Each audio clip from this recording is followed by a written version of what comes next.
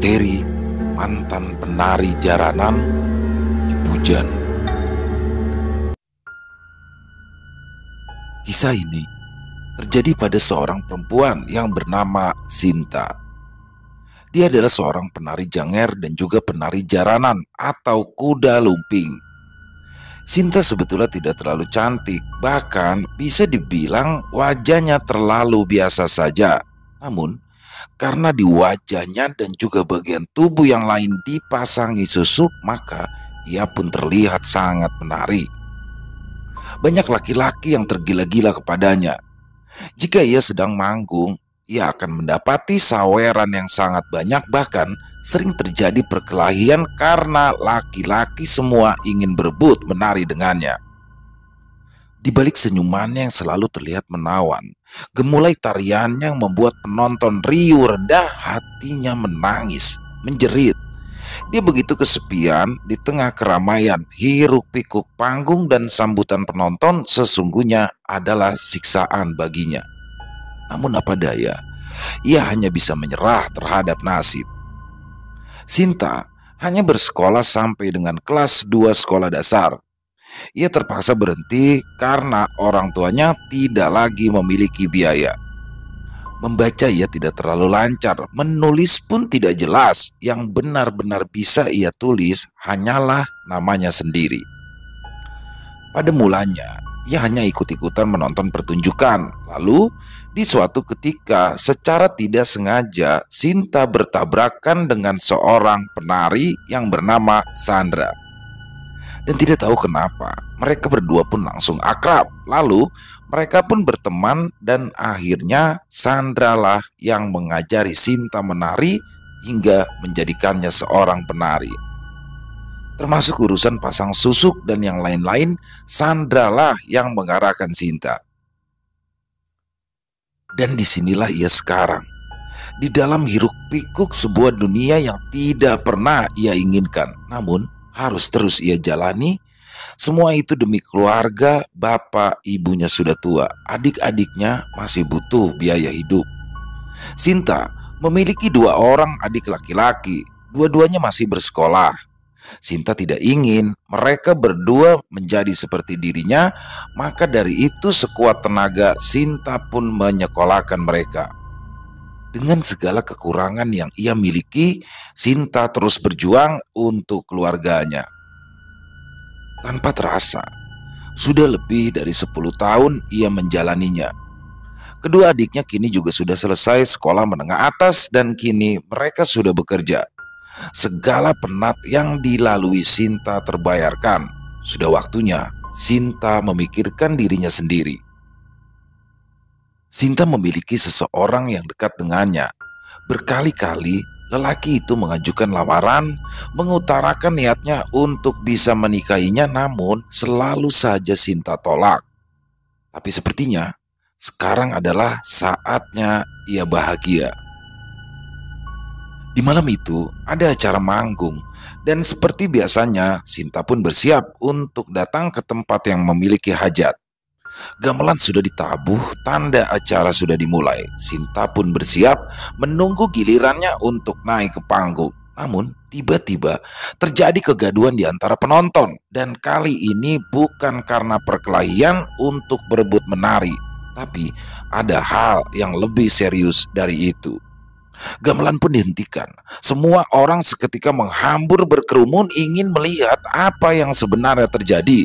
Seorang ibu hamil yang sedang menonton pertunjukan tiba-tiba berteriak-teriak kesakitan, kemudian roboh kasal-kasal atau sekarat menahan rasa sakit sambil terus memegangi perutnya. Suaminya yang sedari tadi ada di sampingnya pun tampak kebingungan. Ia tidak tahu mesti berbuat apa. Begitu juga dengan orang-orang yang berkerumun. Semua terpaku bagai terhipnotis, kaku, tidak ada yang berusaha menolong. Sementara perempuan itu masih terus menjerit menahan rasa sakit, suaranya begitu menyayat hati. Lambat laun suaranya pun melemah. Bersamaan dengan melemahnya suara perempuan itu, orang-orang di sekitaran pun seperti mulai tersadar lalu bergegas untuk menolong. Suaminya pun yang tadinya seperti orang linglung pun segera menghambur lalu membopong tubuh istrinya yang sudah pingsan itu. Dibawanya ia masuk ke rumah tetangga terdekat yang memang mempersilahkan untuk membawa istrinya ke rumah. Istrinya pun lalu dibaringkan. Tapi dia merasa ada yang hilang. Namun apa? Dia masih bingung. Sesungguhnya laki-laki ini belum bisa mengumpulkan kesadarannya secara penuh. Orang-orang semua sebisa mungkin membantu untuk menyadarkan istrinya. Dia hanya duduk di samping istrinya dengan sorotan mata yang kosong. Setelah beberapa lama, sang istri pun akhirnya siuman. Sang suami pun tergesa menggenggam tangan istrinya. Tampak sorot matanya sumringah. Namun sebentar kemudian ia pun kembali syok saat istrinya tiba-tiba duduk lalu mengatakan, "Anakku mana? Anakku mana?" sambil terus memegangi perutnya. Semua tampak bingung bercampur ngeri. Ya, perut ibu hamil yang tadinya membuncit itu kini telah rata. Semua yang ada di situ pun juga shock sambil terus menutup mulut dengan tangannya. Orang-orang mulai berbisik sambil menyebut sebuah kata, "Dipujan." Orang-orang mulai berusaha menenangkan kedua suami istri tersebut. Suami istri itu pun lalu diberikan air putih atau air doa, dan setelah keduanya tenang, beberapa orang lalu mengantar mereka pulang. Sinta kala itu tampak terpaku, berusaha mencerna apa yang sebenarnya terjadi. Salah satu temannya pun membuatnya tersadar. "Pertunjukan malam ini dibatalkan," ucap temannya. Dan tanpa berucap sepatah kata pun, Sinta pun ngeloyor pergi meninggalkan tempat itu. Ia lalu pulang ke rumahnya lebih awal dan menceritakan apa yang tadi terjadi kepada kedua orang tuanya. "Aku mendengar orang-orang tadi itu berbisik sambil mengatakan sebuah kata, 'Dipujan.'" Kedua orang tuanya tampak tidak terkejut. "Sopo sing muni, Duk?" tanya bapaknya menimpali cerita Sinta. "Aku mendengar orang-orang kasakusuk saat perut ibu hamil itu tiba-tiba rata," jawab Sinta. Suaranya pelan, seolah tidak ingin ada yang mendengar pembicaraan mereka. "Dipujan adalah memindahkan bayi dari seorang ibu yang hamil kepada ibu yang lain dengan cara goib. Bayi itu dipindahkan tanpa adanya bekas luka apapun di kedua belah pihak. Namun, biasanya ibu yang hamil akan merasakan sakit yang teramat sangat di bagian pusar. Rasa sakit ini bisa terjadi dalam mimpi ataupun dalam keadaan sadar, tergantung apa yang diminta oleh si pelaku ritual. Ada yang disirep dulu, ada juga yang langsung dilakukan dalam keadaan terjaga. Ada yang diserahkan, ada yang dicuri. Diserahkan itu maknanya sang ibu memang dengan sukarela menyerahkan bayinya, tapi ada juga yang dicuri. Dan sepertinya yang terjadi di pertunjukan tadi dicuri. Lagi-lagi Sinta tertegun dengan kata-kata bapaknya. Malam itu pun berlalu sebagaimana mestinya. Namun ada hal yang mengganjal di pikiran Sinta. Bapak dan ibu kok nggak terkejut ya? Sepertinya bapak ibu sudah tahu. Sinta pun berusaha memikirkan hal ini, mencoba mencari jawaban dari reaksi kedua orang tuanya. Namun tetap saja ia tidak bisa menemukan jawaban. Keesokan paginya, Sinta pun melakukan rutinitas seperti biasa, membersihkan rumah dan juga halaman, mencuci pakaian, lalu membantu ibunya di dapur. Di sore harinya, ia pun lalu dikejutkan oleh kehadiran seseorang yang tidak ia sangka-sangka. Ya, seorang teman masa kecilnya. Giono, wajahnya tampak sumringah saat ia menyebut nama teman kecilnya itu. Giono tak kalah senang bertemu dengan Sinta, bahkan tampak bahagia karena Sinta ternyata masih mengenalinya. "Monggo, monggo, Pinara." Sinta pun mempersilahkan Giono untuk masuk ke rumah lalu memanggil orang tuanya. Kedua orang tuanya juga tampak senang saat Sinta menjelaskan bahwa yang datang kala itu adalah Giono. Sinta pun lalu menyuguhkan minuman dan makanan ala kadarnya. Mereka pun lalu bercengkrama beberapa lama sebelum akhirnya Giono mengutarakan maksud kedatangannya. "Pak, Bu, Maksud kedatangan saya kemari satu, saya ingin bersilaturahmi. Dan yang kedua, sesungguhnya saya itu ingin menyampaikan keinginan saya untuk menjadikan Sinta ibu dari calon anak-anak saya. Sinta dan kedua orang tuanya pun sangat terkejut mendengar perkataan dari Giono kala itu. Mohon tidak usah dijawab sekarang. Saya akan sabar menunggu hingga Sinta siap dan merasa yakin. Begitu juga saya akan menunggu restu dari bapak dan ibu. Rupanya Giono memahami atas keterkejutan Sinta dan juga orang tuanya. Percakapan setelahnya pun menjadi sedikit canggung. Bagaimanapun mereka berusaha mencairkan suasana, tetap sulit untuk mencair normal kembali. Sebelum surup, Giono pun bergegas pamit dan sejak itu Giono pun sering berkunjung ke rumah Sinta. Dia benar-benar menunjukkan niat baiknya. Beberapa kali orang tua Sinta pun mengajaknya duduk bersama membahas keinginan Giono. "Gimana, Nduk?" tanya bapaknya. "Nopo toh, Pak?" Sinta tampak tersipu, pura-pura tidak mengerti atas pertanyaan bapaknya. "Maksudnya bapakmu itu bagaimana, Giono, Nduk?" jawab sang ibu memperjelas. Sinta pun makin tersipu, terbata ia menjawab. "Jika bapak ibu memberikan restu serta adik-adik juga rela, Sinta menurut saja." "Loh, yang menjalani itu kamu. Orang tua itu hanya tinggal mendoakan," jawab bapaknya kemudian. "Iya, betul, Pak. Tapi menikah itu bukan hanya antara saya dan Giono.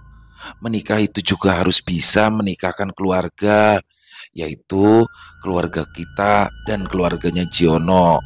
Bapak Ibu Sinta pun manggut-manggut tanda setuju dengan ucapan dari Sinta. "Yang kau katakan itu benar, Dok. Menikah itu bukan hanya antara dua mempelai, tapi juga dua keluarga besar." Orang tuanya pun nampak sumringah dengan jawaban Sinta. Di keesokan harinya, orang tua Sinta pun lalu menghubungi Giono melalui dandan. Singkat cerita, lamaran resmi pun akhirnya dilangsungkan. Kedua mempelai tampak bahagia. 3 bulan kemudian, mereka pun akhirnya menikah. Hampir di setiap kisah bahagia, pastilah akan ada kisah duka. Teman dekat Sinta yang sudah berkali-kali mengutarakan niatnya untuk menikahinya dan tidak pernah dijawab oleh Sinta kala itu benar-benar terluka atas pernikahan ini. Parmin. Ya, Parmin sangat berduka. Dia mengamuk seperti orang gila. Barang-barang dilemparkan sekenanya, hancur berkeping. Ibunya menangis sesenggukan tanpa suara, sementara bapaknya pun memanggil beberapa tetangga untuk membantu menenangkannya. Namun, rupanya tidak ada yang bisa mendekat. Siapapun yang berani mendekat pasti akan dilempar dengan barang sekenanya, apapun yang ada di dekatnya. Parmin kala itu benar-benar tidak bisa dikendalikan. Bapak dan para tetangganya pun hanya bisa pasrah mengamatinya dari jauh hingga amarahnya pun mereda. Parmin terduduk lesu, lalu ia menangis meraung-raung seperti anak kecil. Ibunya pun mencoba mendekat kemudian memeluknya. Ia membiarkan Parmin menghabiskan tangisnya dalam dekapannya. Sementara bapak dibantu beberapa tetangga pun membersihkan sisa-sisa kekacauan. Tangis Parmin pun akhirnya mereda. Setelah mulai bisa diajak bicara, ibunya pun membimbingnya untuk segera masuk ke dalam kamar. Dibaringkannya putra semata wayangnya itu. Bapaknya membawakan air putih, ibunya pun dengan telaten membujuknya untuk minum. Sang ibu menggenggam tangan Parmin dengan erat sambil terus meniup ubun-ubunnya. "Pejamkan matamu, Leh. Istirahat. Istirahatkan raga dan hatimu." Parmin pun menuruti permintaan sang ibu. Ia pun lalu memejamkan matanya, menghela nafas panjang berkali-kali. Tapi air matanya masih mengalir deras menganak sungai. Malam itu menjadi malam yang begitu panjang bagi Parmin. Dia teringat masa-masa indahnya bersama Sinta dan kini dia kehilangan segala-galanya. Sinta yang teramat sangat dicintainya kini telah bersanding dengan pria lain. 1 bulan setelah kejadian itu, Parmin sudah terlihat membaik, namun tidak dengan hatinya. Di dalam hatinya berkobar api dendam yang membara. Aku bersumpah apapun caranya, aku akan membuat mereka menderita. Sayangnya, Parmin memiliki jiwa pengecut. Kata orang Jawa, wani silit wedi rahi. Hanya berani main belakang, tidak berani berhadapan secara langsung. Dan jalan yang ia tempuh kala itu adalah cara hitam, nyili tangan, atau menggunakan perantara. Ia tahu beberapa orang yang akan membantunya untuk mewujudkan dendamnya itu. Ada seorang yang sangat terkenal, dan orang ini pasti bisa mengabulkan apapun permintaan Parmin asal imbalannya sesuai dengan permintaannya. Orang ini tinggal di desa sebelah, tetangga desa yang bernama Sanimin. Tekadnya kala itu sudah bulat. Aku akan menemui Sanimin, apapun resikonya. Dari bisik-bisik yang ia dengar, Sanimin ini memiliki kesaktian yang luar biasa. Dia itu bisa melakukan apapun. Sesuatu yang paling mengerikan yang tidak akan ada dalam bayanganmu sekalipun, ucap salah satu tetangganya berbisik dengan tatapan yang ngeri. Dia sangat hitam, punya 1000 cara untuk membuat siapapun bergidik ngeri atau terpaku beku karena dicekam kengerian. Lanjutnya lagi masih sambil berbisik seolah takut jika ada yang mendengarkan dia yang sedang bergosip tentang sosok Sanimin. Parmin bergidik ngeri, namun saat dia ingat bahwa harapannya terhadap Sinta telah hancur, dia pun kembali membulatkan tekad. Di sore hari itu, dia pun lalu berangkat menemui Sanimin. Parmin memacu sepeda motornya menembus pekatnya pepohonan melewati jalan setapak yang berkelok. Dalam hatinya, ia sedikit menyesal. Kenapa dia harus ke sini? Namun, dia tidak mungkin kembali. Dia ingat pesan orang yang berada di pintu gerbang tadi sebelum ia mulai memasuki jalan setapak ini. Jika kau belum yakin, lebih baik kau kembali dan jangan melangkah masuk, karena sejengkal saja kau melangkah memasuki pintu gerbang itu, maka kau tidak akan pernah bisa kembali.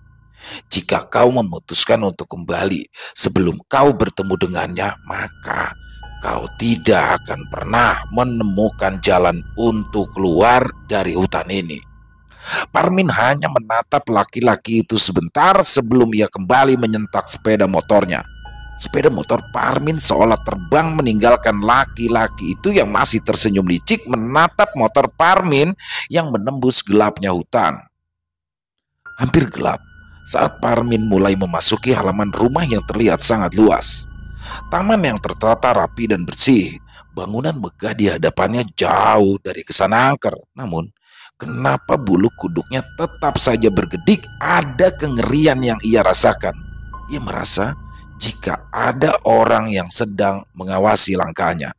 Meskipun kala itu ia tidak melihat siapapun. Dan jantungnya pun hampir copot ketika tiba-tiba saja seseorang sudah ada di hadapannya. Seorang tua bongkok tanpa dia tahu dari mana ia muncul. Mungkin Parmin terlalu tegang saat memasuki halaman hingga ia tidak tahu saat orang tua bongkok itu datang. Monggo, silakan masuk Mas Parmin. Sampean sudah ditunggu oleh Ndoro Bagus. Parmin tercekat, belum lagi hilang rasa takutnya karena orang tua bongkok ini tiba-tiba ada di hadapannya. Kini Parmin semakin ketakutan saat orang tua bongkok menyebut namanya. Dari mana ia tahu namaku? Batinnya ngeri, sekaligus bingung dari mana orang tua bongkok itu tahu namanya. Bagaimana mereka semua tahu jika ia akan datang? Memang orang tua bongkok ini berbicara dengan bahasa yang halus dan sopan, tapi nadanya kaku seolah mengintimidasi. Di saat Parmin masih bingung dan berusaha mencerna apa yang sebenarnya sedang terjadi, orang tua bongkok di hadapannya itu tiba-tiba menyeretnya masuk ke pendopo. Seorang laki-laki berpakaian Jawa kuno berdiri di tengah pendopo memunggunginya. Dari pakaiannya terlihat memang sosok ini bukanlah laki-laki sembarangan. Dia berpakaian jawi jangkep dengan penutup kepala menggunakan destar. Dia juga mengkelit keris, kakinya memakai canilan, perawakannya tegap. Dan saat ia membalikan badan, Parmin benar-benar terpana. Mulutnya sampai menganga. Laki-laki di hadapannya sangat tampan dan juga terlihat berwibawa. Parmin bahkan tidak sanggup menatapnya. Auranya sangat kuat. Hanya sekilas Parmin memandangnya, lalu ia pun langsung tertunduk. Parmin kala itu tidak yakin jika laki-laki yang ada di hadapannya saat ini adalah Sanimin. Bukankah orang tua Bonggok tadi mengatakan bahwa laki-laki di hadapannya adalah Ndoronya? Siapa lagi Ndoro di rumah ini selain Sanimin? Belum lagi terjawab semua pertanyaan yang meliputi hatinya. Tiba-tiba laki-laki di hadapannya itu mendekat lalu mengusap wajahnya. Parmin jatuh terkulai dan semuanya menjadi gelap. Parmin membuka mata, berusaha memahami apa yang terjadi. Aku di mana? Belum lagi dia mampu memahami keadaan. Tiba-tiba ia mendengar suara perempuan mengerang kesakitan. Parmin menghambur ke arah suara. Ia sangat terkejut. Ya, Sinta. Ia melihat Sinta yang sedang mengerang sambil memegangi dadanya. Parmin menghambur panik. Sinta, Sinta, kamu kenapa? Sinta berusaha bicara, namun dari mulutnya tidak bisa keluar sepatah kata pun. Sedetik kemudian, Sinta muntah darah dan sebagian dari muntahannya itu memuncrat ke wajah Parmin. Sebagian lagi mengenai dada Parmin. Detik selanjutnya, Sinta pun jatuh lunglai di pelukan Parmin. Parmin mengusap wajahnya sendiri. Darah segar membasah di telapak tangannya. Dia tersungkur ketakutan, jatuh terduduk. Tubuh Sinta masih berada dalam rengkuan tangan kirinya. Panik, ia goncang-goncang tubuh Sinta. Sinta, bangun. Aku mohon Sinta. Yang dipanggilnya tidak bergeming. Terkulai lemas tak berdaya. Parmin memeluk tubuh Sinta dengan erat. Seperti anak kecil, ia menangis meraung-raung. Di hari yang sama, hampir tengah malam, Giono, suami Sinta, terbangun. Istrinya tidak ada di sampingnya. Ia berpikir sejenak. Mungkin sedang ke kamar mandi, batinnya. Namun, beberapa saat kemudian, ia seperti mendengar suara orang yang sedang menangis. Giono pun lalu berusaha untuk mempertajam pendengarannya. Benar, aku mendengar suara orang sedang menangis. Giono pun bergegas turun dari ranjang, lalu ia keluar kamar, dan ketika ia keluar kamar, terdengar jelas bahwa suara orang yang menangis itu berasal dari halaman rumahnya. Ayah mertuanya lalu keluar kamar. Mereka berbahasa basi sebentar untuk kemudian bersama-sama menuju ke arah pintu depan. Dan saat mereka berada di depan pintu rumah, mereka kala itu melihat seorang laki-laki sedang memeluk seorang perempuan sambil menangis meraung-raung. Panik, mereka pun menghambur mendekat dan alangkah terkejutnya mereka. Parmin kala itu dengan wajah yang mengerikan, berlumuran darah, sedang memeluki Sinta yang terkulai lemah. Kaki Giono langsung lemas seolah tak bertulang. Ia menghambur dengan wajah yang linglung. Kasar, dia meraih tubuh istrinya dari rengkuan Parmin, sementara ayah mertuanya terpaku linglung dengan tubuh gemetar. Beberapa detik kemudian, tubuhnya ambruk tak sadarkan diri. Ibu Sinta terbangun, menyadari jika suaminya kala itu tidak ada di sampingnya. Ia pun bergegas turun dari ranjang. Bapak ini kemana malam-malam begini? Melihat pintu kamar terbuka, ia pun lalu melangkah keluar kamar. Loh, kok lampu ruang tamu menyala? Ibu Sinta melangkah untuk menuju ke ruang tamu, dan saat menyadari pintu depan terbuka, ia pun lalu bergegas menuju ke arah ruang tamu. Telinganya kini mulai mendengar suara orang yang sedang menangis. Ia pun lalu bergegas keluar dari pintu depan. Ibu Sinta datang tepat pada saat suaminya ambruk. Ia pun langsung histeris sambil berlari menghambur ke arah suaminya. Parmin masih menangis, meski kini tak lagi meraung-raung.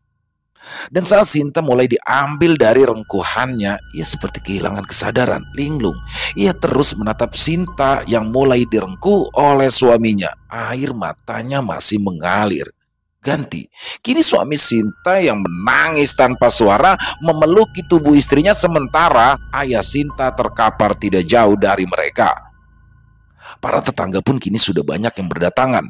Mendengarkan suara Ibu Sinta yang histeris menangis, mereka pun lalu membantu keluarga itu. Para bapak-bapak menggotong tubuh ayah Sinta ke dalam rumah. Sebagian yang lain pun membimbing suami Sinta agar segera membawa istrinya masuk ke dalam rumah. Sementara para ibu-ibu berusaha menenangkan Ibu Sinta. Tidak ada satupun orang yang menggubris keberadaan Parmin, seolah-olah Parmin tidak ada di sana.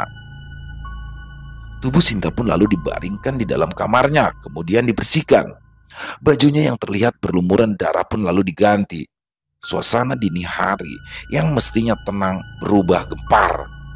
Orang-orang bertanya-tanya, kasakusuk santer terdengar bagai wabah penyakit menular tersebar dengan sangat cepat ke setiap penjuru desa. Anehnya, tidak ada satupun orang yang menyebut nama Parmin.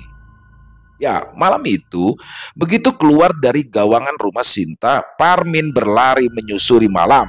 Ia berlari menuju ke rumah Sanimin. Terus berlari dan berlari, tak dihiraukan rasa lelahnya. Yang ada di otaknya adalah Sinta harus diselamatkan apapun resikonya.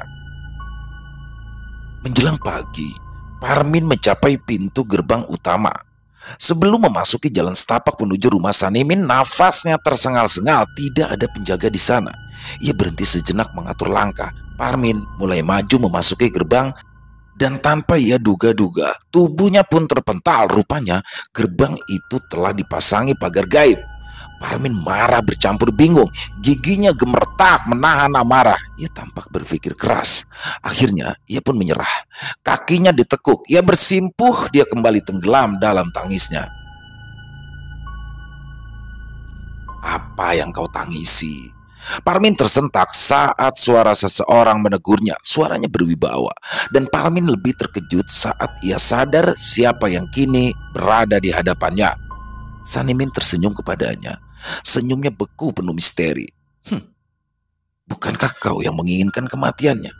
Lalu kenapa sekarang kau menyesalinya? Ucap Sanimin kemudian. Saya tidak tega melihat dia menderita, jawab Parmin dengan nada takut bercampur bingung. Wibawa Sanimin benar-benar membuatnya terintimidasi. Lalu, apa maumu sekarang? Mohon selamatkan Sinta. Tapi harganya sangat mahal. Berapapun saya bersedia membayarnya. Nyawamu? Saya mohon, apapun itu selain nyawaku. Baik. Kamu yakin? Yakin. Apapun dari diriku, yang penting jangan nyawaku. Pulanglah. Kau akan dapati apa yang kau mau. Setelah mengatakan itu, Sanimin pun membalikkan badannya, berjalan menjauh menghilang di kegelapan. Parmin terpaku, berusaha memahami apa yang barusan dikatakan Sanimin. Di dalam hatinya, ia sudah siap dengan kemungkinan terburuk asal bukan nyawanya. Setelah bisa menguasai dirinya, Parmin pun lalu berdiri, melangkah gontai meninggalkan tempat itu. Tatapan matanya kosong tanpa harapan. Sekarang ia sadar sedang berhadapan dengan siapa. Banyak hal yang disesalinya. Parmin pun mulai memasuki gawangan rumahnya saat matahari mulai muncul dari ufuk timur. Ibunya yang sedang menyapu halaman tergopoh menyambut. Kemana saja Tole? Pergi kok ndak pamit. 2 hari loh nggak pulang. Pulang-pulang kok malah kayak gini. Gusti. Di papanya anak semata wayangnya yang terkulai di pelukannya. Di papanya anaknya itu menuju ke rumah. Di pintu rumah sang bapak juga menyambutnya. Buru-buru membantu sang ibu. Dibawanya Parmin masuk ke rumah menuju kamar. Namun kedua orang tua itu sangat terkejut sampai keduanya jatuh terduduk. Ya, Parmin yang dipapa pun kala itu ikut terjatuh. Di depan pintu kamar Parmin kini telah tergantung kemaluan seorang laki-laki. Kedua orang tua Parmin bergetar, begitu juga dengan Parmin. Ayahnya seperti mengerti apa yang sedang terjadi. Ia memandangi putranya seolah tak percaya. Jelas dari air mukanya, ayah Parmin berpikir keras. Sesaat kemudian, air matanya pun jatuh satu-satu kemudian menjadi tangisan. Orang tua ini sesenggukan tanpa suara. Sang ibu yang masih kurang memahami keadaan pun menatap bingung pada suaminya. Beberapa saat kemudian, ibunya Parmin mengambil inisiatif untuk menurunkan benda yang tergantung di depan pintu kamar anaknya. Disobeknya kain jarik yang dipakai untuk membungkus benda tersebut, lalu ia masuk ke kamar tengah. Setelah ia kembali, dipapanya Parmin menuju kamar, dibaringkannya ia di tempat tidur. Dengan ujung jarik yang dipakainya, ia pun lalu mengusap wajah Parmin, kemudian berujar, "Hilang sawannya, tinggal sehatnya. Baik buruk, Tuhan yang memberi, dan hanya kepada Tuhan aku menyembah, dan hanya kepadamu aku memohon pertolongan." Setelah itu mulutnya masih terus berkomat-kamit membaca doa. Parmin terus disuwuk, ditiup ubun-ubunnya dengan doa. Ketika Parmin tertidur, ia pun lalu menyelimuti anak semata wayangnya itu, mengelus rambutnya, air matanya mulai jatuh. Wajah ibunya Parmin kala itu masih penuh dengan tanda tanya. Saat meninggalkan kamar anaknya, ia pun lalu menemui suaminya. "Pak, ada apa sebenarnya, Pak?" Yang ditanya pun hanya diam, menatap sang istri dengan tatapan tajam seolah memerintahkan istrinya untuk diam. "Aku ini ibunya loh, Pak. Aku berhak tahu." Ayah Parmin tampak berpikir keras. Tatapannya masih tajam ke arah istrinya. Wajahnya menyiratkan kemarahan yang teramat sangat. Ibunya Parmin menghela nafas panjang, lalu meninggalkan suaminya sambil ngedumel. "Aku ini ibunya, yang mengandung, yang melahirkan. Kok ndak boleh tahu? Gak paham aku." Parmin terbangun saat hari menjelang siang. Kepalanya masih terasa pusing, namun ia memaksa untuk bangun, duduk di samping ranjang sejenak. Ia memikirkan semua yang sudah dialaminya. Tiba-tiba, ia teringat akan Sinta. Dalam hatinya berkata dia harus menjenguk Sinta untuk memastikan keadaannya. Ia pun lalu bangkit mengambil handuk, bergegas menuju ke arah kamar mandi. Dan betapa terkejutnya Parmin saat ia menyadari sesuatu. Ya, saat ia sudah mulai melucuti seluruh pakaiannya untuk mandi, ia langsung jatuh terduduk. Ia benar-benar shock. Parmin mengguyur badannya dengan air, tubuhnya bergetar menahan amarah, bercampur bingung. Kengerian kini terpancar dari sorot matanya, sungguh hal yang tidak pernah ada dalam bayangannya. Dan saat ia keluar dari dalam kamar mandi, ia pun sangat kaget kala bapak ibunya sudah menunggunya di depan pintu kamar mandi. Bapaknya pun langsung menyeretnya masuk ke dalam kamar. Ibunya mengekor di belakang, dan ketika sudah di dalam kamar, tiba-tiba saja bapaknya melepaskan handuk yang dipakainya. Bapaknya tampak tidak terkejut, tapi ibunya langsung jatuh terduduk sambil mendekap mulutnya.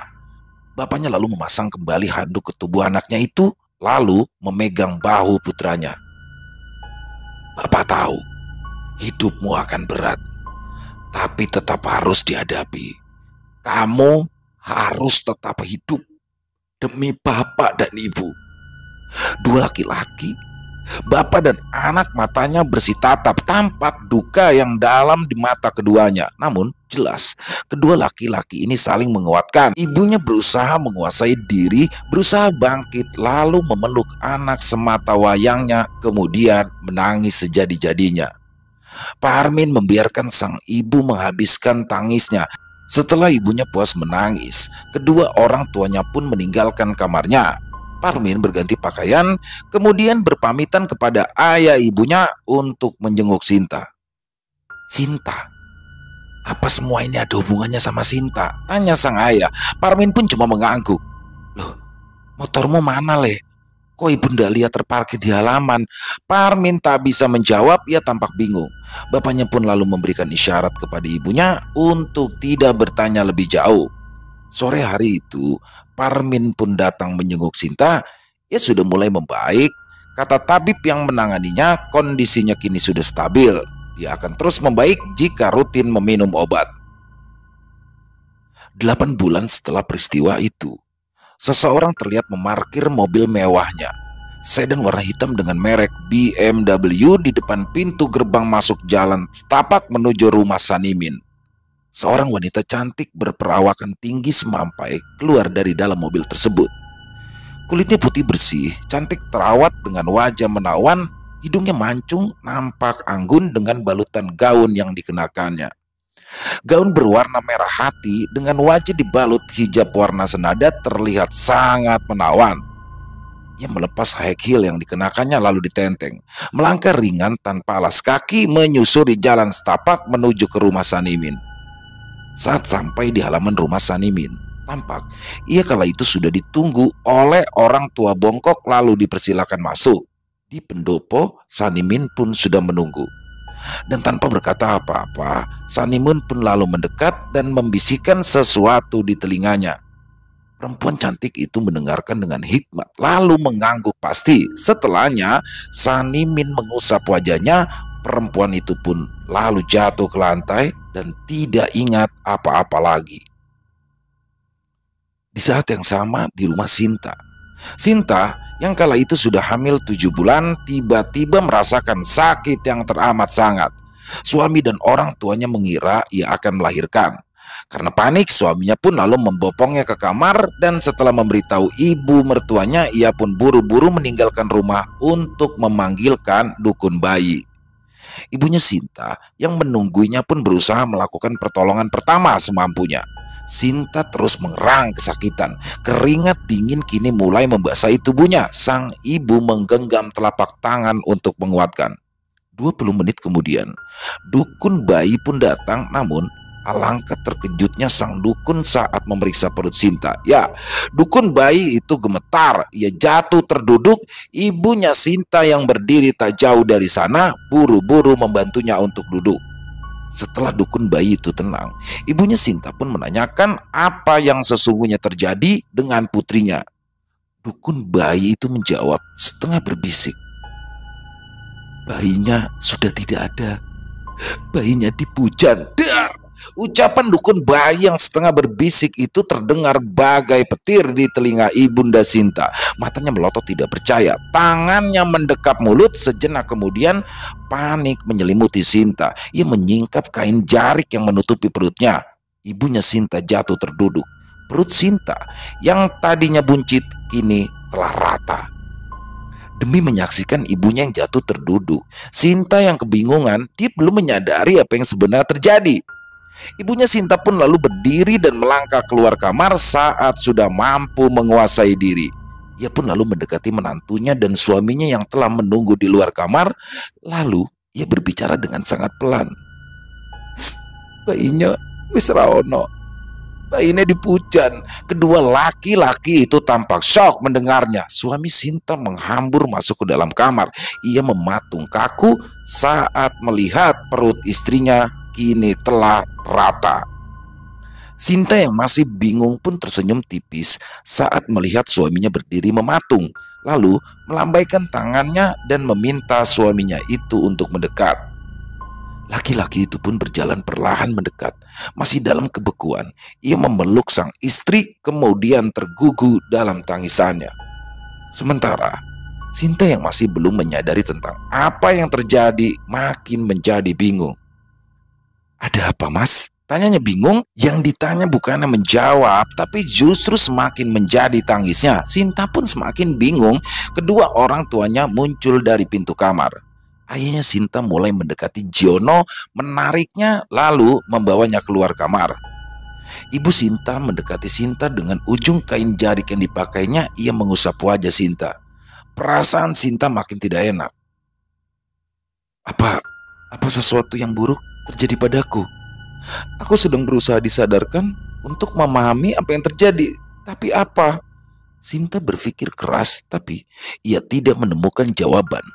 Setelah mengusap wajah Sinta, sang ibu duduk di tepian ranjang menggenggam erat telapak tangan Sinta. "Kamu yang sabar ya, Nduk. Bayimu Misraono. Bayimu dipujan."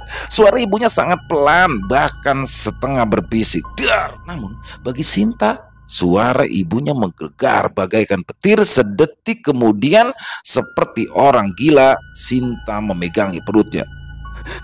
Anakku! Ia linglung dan menatap ibunya. Ibunya hanya mampu memeluknya dengan erat. Beberapa saat kemudian Sinta menangis meraung-raung seperti anak kecil. Ibunya memeluknya semakin erat, berusaha menenangkannya. Di pendopo rumah Sanimin, di waktu yang sama, Sanimin tersenyum licik memandangi perempuan cantik yang kini terkulai di lantai, perutnya membuncit. Sedetik kemudian, ia membalikan badan, melangkah, meninggalkan pendopo. Ini adalah kisah dari 1000 kisah tentang orang Jawa kuno yang mungkin belum pernah diceritakan. Orang Jawa punya 1000 keahlian yang tersimpan rapi menjadi senjata rahasia jika sewaktu diperlukan. Orang Jawa bisa melakukan hal yang paling mengerikan yang tidak pernah terbayangkan oleh Anda sekalipun, sesuatu yang tidak terfikirkan. Selesai. Wah, luar biasa. Kisah dari Nasura 2101. Luar biasa kisahnya dan banyak sekali yang bisa kita ambil dalam kisah ini ya. Horornya juga dapat banget. Jadi luar biasa, ini kisah dari perjalanan hidup seorang mantan penari jaranan atau penari kuda lumping ya. Yang mana harus mengalami kejadian-kejadian yang di luar nalar. Yang pertama dia sudah santet ya oleh mantan kekasihnya hingga hampir meregang nyawa. Dan kedua, dia harus kehilangan bayi yang dikandungnya dengan cara yang sangat unik, yaitu dipujan. Jadi dipujan ini adalah sejenis ritual tarik janin ya. Jadi tarik janin secara goib ini mengerikan sekali dan akan menyakitkan ya. Kecuali memang seperti kata-katanya ayahnya Sinta, apabila diserahkan memang terjadi akad, mungkin tidak, ini kan tidak tahu menahu tiba-tiba hilang gitu. Dan jahat-jahat banget ya pastinya. Dan semoga Sinta bisa kuat menghadapinya. Dan yang unik, mantan kekasih dari Sinta ya, Parmin, yang telah kehilangan sesuatu yang sangat berharga dari seorang laki-laki dan ya turut berduka cita. Tapi mungkin apakah itu seimbang ya dengan dosa yang sudah dia lakukan, dari apa yang sudah dia lakukan terhadap Sinta yang membuat Sinta hampir kehilangan nyawanya, walaupun dia pun akhirnya menyesal dan ya harus menghadapi resiko itu. Tapi di sini masih menjadi misteri mungkin yang teman-teman nanti akan tanyakan adalah siapakah sosok wanita misterius yang datang ke rumah dukun itu lalu melakukan dipujan ya. Jadi inilah yang menjadi misteri dan memang Nasura sendiri membuat kisah ini, dan jujur saya menarik ya menurut saya ketika akhirnya menjadi misteri begitu tuh, tapi menarik juga. Dan semoga kisah tadi bisa menghibur para teman-teman pecinta penikmat horor ya. Jadi kita tuh dipaksa kayak untuk berimajinasi ya, untuk menyimpulkan sebenarnya ada konspirasi apa sih. Tapi kalau menurut saya pribadi nih, ini pandangan saya pribadi ya.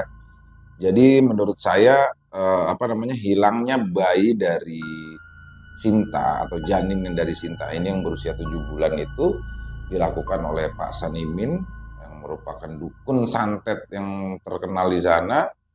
Itu karena ada dasar dari Parmin sendiri ya, mungkin ya ada dasar dari Parmin yang ini mungkin ya ini hanya imajinasi saya, yang mana gara-gara Parmin ya, gara-gara Parmin yang sudah mengenalkan sosok Sinta kepada Pak Sanimin, sehingga pada saat Pak Sanimin akan melakukan dipujan atau ritual tarik janin secara gaib, ya dia sudah mengenal sosok Sinta gitu.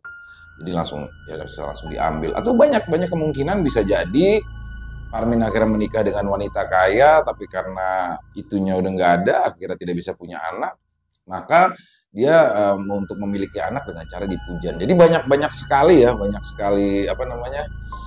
kemungkinan yang terjadi. Dan terlepas dari itu kisahnya keren banget. Untuk Nasura terima kasih.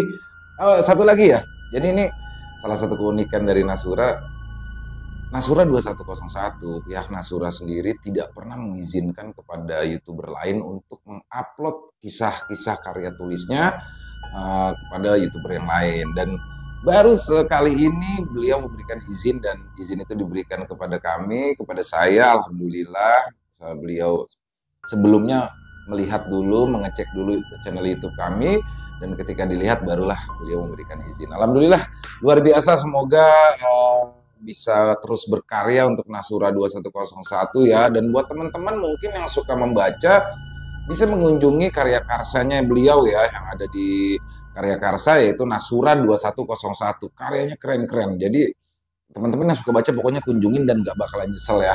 Dan itu aja, sekali lagi kami ucapkan terima kasih dan semoga teman-teman khususnya para pecinta penikmatan horor dapat terhibur, lebih khusus lagi kepada para subscriber dari Ilo Bercerita.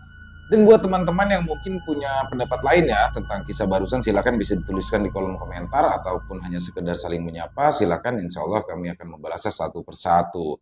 Dan sekali lagi kami ucapkan terima kasih kepada seluruh teman-teman, para subscriber yang sudah selalu setia bersama kami, yang sudah selalu hadir di setiap harinya. Karena kehadiran teman-temanlah kami selalu bersemangat untuk berkarya di setiap harinya. Dan banyak sekali hikmah yang bisa kita ambil dari kisah barusan ya, bahwa kegiatan Parmin, tindakan Parmin itu adalah tindakan yang pengecut, dan yang pasti ajal, anak, jodoh semua sudah digariskan. Jadi ya buat apa memaksakan sesuatu yang memang bukan milik kita, bukan ditakdirkan untuk kita. Jadi lebih ke situ sih hikmah yang dari saya yang bisa kita ambil. Dan silakan buat yang suka dengan video tadi, dengan kisah tadi, bisa diklik tombol like-nya, tombol jempolnya, atau bisa juga di-share ke teman-teman yang lain agar juga ikut terhibur. Dan buat yang baru bergabung, mungkin yang belum subscribe, yuk diklik tombol merah subscribe-nya. Jangan lupa lonceng notifikasinya dinyalakan, agar teman-teman selalu mendapatkan notifikasi dari konten-konten yang akan kami upload selanjutnya. Untuk channel Ilo Bercerita kami upload di setiap malam, setiap jam 9 malam waktu Indonesia bagian Barat. Jadi setiap jam 9 langsung aja masuk ke channel Ilo Bercerita. Dan buat teman-teman mungkin yang mau kisahnya dimuat di channel kami ya, dibawakan di channel kami, silakan bisa mengirimkannya ke nomor telepon yang ada di bawah sini. Bebas ya, bisa dikirim melalui WA, melalui tulisan, atau melalui voice note, bebas, senyamannya teman-teman aja. Dan sekali lagi kami ucapkan terima kasih buat Nasura 2101 dan buat teman-teman semua. Dan di akhir kata, saya Ilo mengucapkan permohonan maaf apabila dalam pembawaan kisahnya barusan ada kata-kata saya yang salah ataupun ada kata-kata saya yang kurang berkenan di hati teman-teman. Saya mohon dibukakan pintu maaf yang seluas-luasnya karena saya hanyalah manusia biasa, tempatnya salah dan dosa. Dan sampai jumpa lagi di konten-konten kami selanjutnya, yang pasti tidak kalah serunya, yang pasti tidak kalah horornya, masih bersama saya Ilo di channel Ilo Bercerita. Salam sehat, sukses selalu untuk kita semua. Amin, amin ya robbal alamin. Wassalamualaikum warahmatullahi wabarakatuh.